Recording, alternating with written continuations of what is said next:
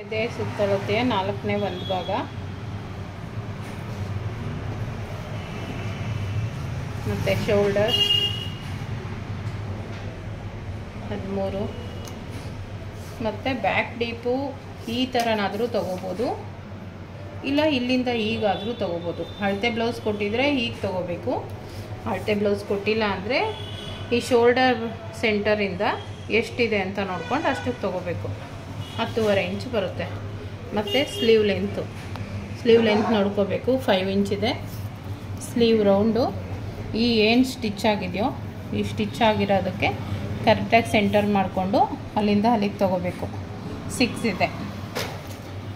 ಮತ್ತು ಸೊಂಟದ ಸುತ್ತಳತೆ ಯಾವಾಗಲೂ ಕಾಜಾಪಟ್ಟಿ ಬಿಟ್ಬಿಟ್ಟು ಸೊಂಟದ ಸುತ್ತಳತೆ ತೊಗೋಬೇಕು. ರೌಂಡ್ ಎಷ್ಟು ಬರುತ್ತೆ ನೋಡೋಣ. 31.5 ಬರ್ತಾಯಿದೆ ಇವ್ರಿಗೆ.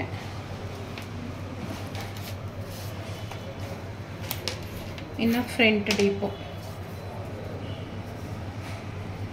ಬ್ಯಾಕ್ ಡೀಪ್ ತೊಗೊಂಡಿದ್ದೀವಿ. ಫ್ರಂಟ್ ಡೀಪು ಅಷ್ಟೇ 8.5 ಇದೆ ಇವರಿಗೆ.